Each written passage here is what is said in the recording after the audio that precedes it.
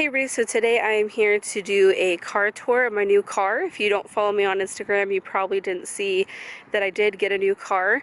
This is my 2019 Subaru Ascent. It is premium in the white luster pearl color, and it has the option 12 with also added auto dim mirrors.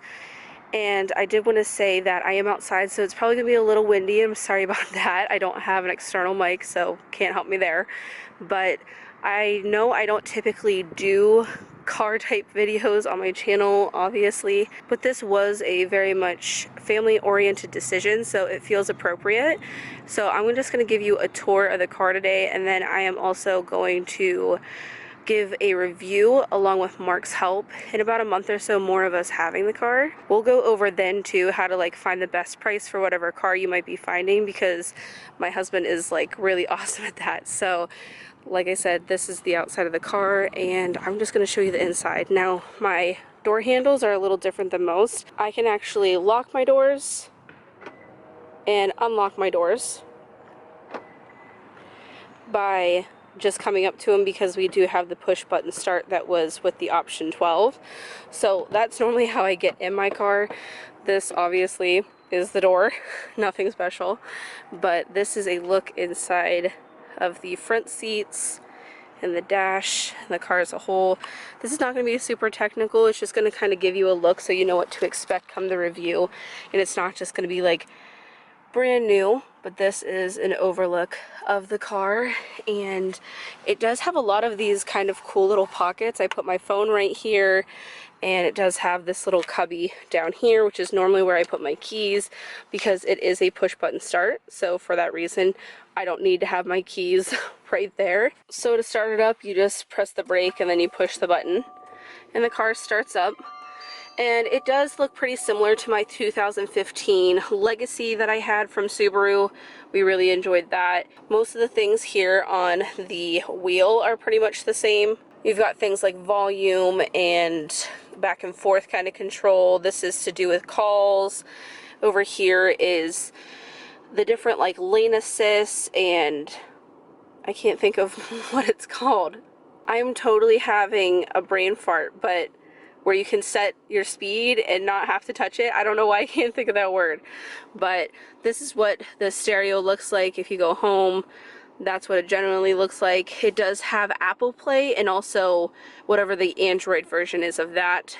So my husband and I have really been enjoying that. If you do have the Apple Play or the Android, you can actually use your navigation through your phone, and that way you don't have to pay for the navigation with the car, which is kind of really cool. And then right up here, I do have it set to tell me the temperature outside, the time, and also how many miles I have before I need to fill up again.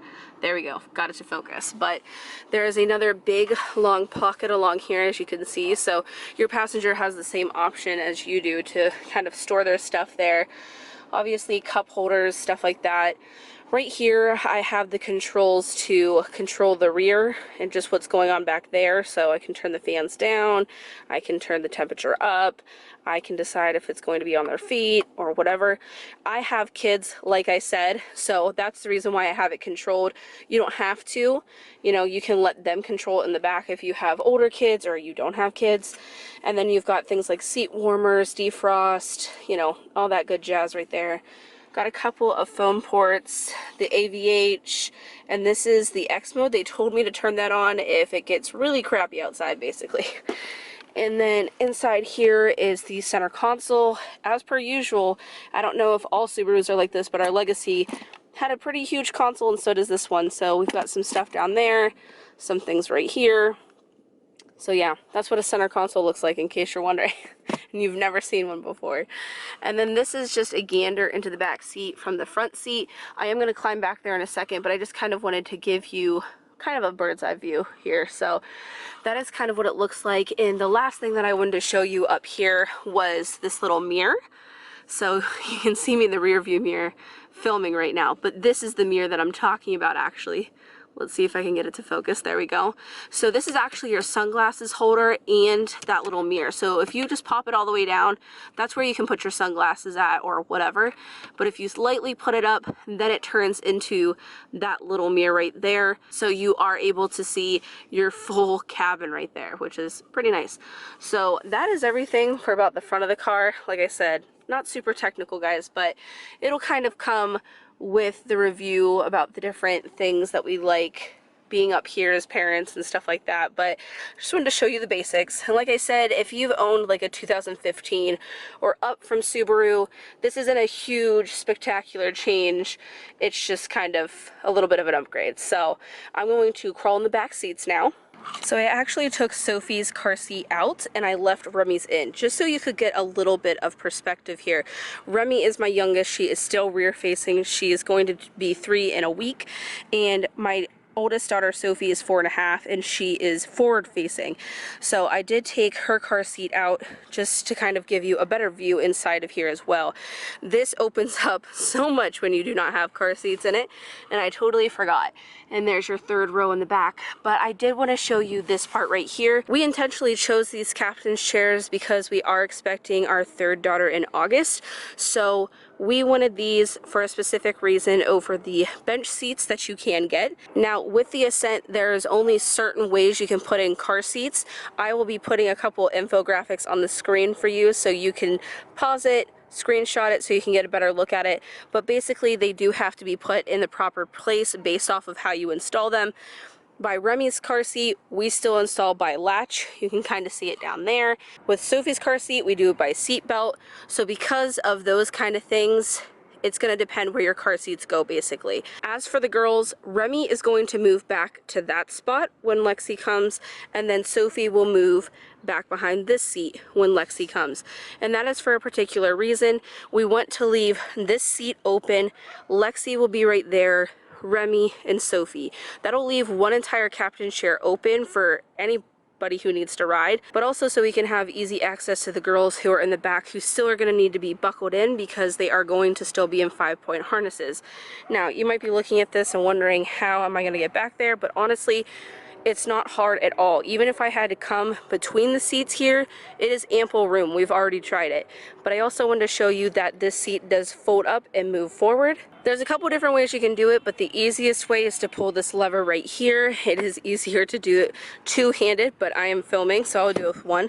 So you can see I pushed that seat entirely forward and I have all this space to get back here. I am a plus-size woman and I have no problem getting in here in the back and getting to where I need to go. And with Sophie going to be forward-facing, sitting right here in this chair, it's not going to give me a car seat to meet straight in the face. It's going to be really easy to climb back here, get everybody situated. It's not going to be a big deal. So I did want to show you that because there is a ton of space back here. Right now it might not look like it. I do have the third row kind of pushed forward because I was getting groceries, so I tend to either lay them flat, push them forward, whatever I need to do. But there are actually also kind of recline options I will show you in a second from the rear. It's easier for me to do it back there when I'm in the trunk, but there are different options with that seat, how far forward or how far back they sit, just depending on what you want. There's tons of cup holders and all kinds of jazz back here. Tons of things going on. If you want an actual like tour and review of the Ascent from a technical aspect, there are plenty of those reviews here on YouTube, but I'm here to show you more of like a parental aspect. So that I wanted to show you with the seat folding forward and what our plan is and stuff like that. Both of the captain chairs do have armrests, and when you slowly put them up, they will stay right where they are unless you put it all the way back up again. I'm going to climb inside and show you guys kind of what it's like from back here. This car does have what's called stadium seating, so there's actually a little bit of a lip right here. They told us about it. I didn't think it would make much of a difference, but honestly, when you sit back here, it does feel super nice. It does feel like you're raised up, and then there is a little bit more of an incline when you get into the third row as well. So everybody's a little bit higher than the row behind them, and it's really cool. This is what the inside of the door looks like in the back. Obviously, we got a lot of cup holders. I know it's like a pretty big joke with as many cup holders as the Ascent has. I think it has 19 or something like that. But someone made a pretty good point. When you're a parent, you can never have too many cup holders. I'm not just talking about drinks. I literally use them to house toys and anything my kid hands me and stuff like that. So it's kind of a joke, but honestly, they're pretty helpful. This is the climate control for back here. Like I said, I have it set so I control it up in the front because I have small children. But there's also outlets back here. There's also a little light. You can't really see it, but there is a light back here for you to be able to find the cup holder at night. These actually do a really good job. I had just a water bottle that was sitting back here that is pretty heavy, pretty top heavy too, and it did not roll over or fall out or anything. So I was pretty impressed by that. And then you have your vents right here. And then also a little light and the grab handle. So this is what the third row looks like from the second row. And like I said, it is sitting a little forward, so it does look a tiny bit cramped back there, but I have just gone and got groceries. When the captain's chairs are pushed all the way back, it can be a bit of a tight squeeze. I feel like a preteen would have no problem sitting back there, but a full-size adult probably needs a little bit more leg room, but you can easily scoot these captain's chairs forward and give the people in the back more leg room. The back of the seats also do recline as well, which also gives you more room. But all in all, that's basically everything for the seat aspects and what it looks like inside the Ascent from this kind of angle. So now I'm just going to take you guys back to my trunk. Also, don't do a car tour by yourself on your oldest daughter's side of the car, which you have turned on the safety locks on the door and can't get out without crawling through the front. Just a tip. So here is my trunk space. You can see it's pretty spacious, but I'm back here mainly to show you how to adjust the seats. There's a strap that sits on top of the seat, a strap that sits on the back. Basically, you pull this, and as you can see, I can recline it that far back, which is pretty crazy. But then there's also other positions, like right there, and right there. And I can also fold it completely forward like that.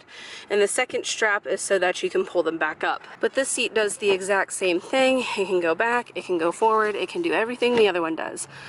So you can actually lay it flat and you've got all that space. But obviously we are going to be permanently using our third row, so it probably won't look like that come August. But yes, you do have the option to recline those seats, make a little bit more space, or you can fold them down completely, you know, whatever you need. And that's kind of a look inside the car from the trunk. But yeah, that's about everything, guys. And with the option 12, I also did get a power rear gate, so it closes all by itself. That's about everything. I just kind of wanted to show off our new baby for our new baby in August with you guys. And yeah, I've been really excited. This is our dream car and so excited to have her in the family for years and years to come. We are huge Subaru fans and it seems like a really great fit for our family. But stay tuned for that review. You guys will get a more in-depth kind of understanding about how we feel about the car and stuff like that. But yeah, if you guys have any questions, leave in the comments below. I'll do my best to answer them, but I hope you guys enjoyed the video, and as always, thanks for watching.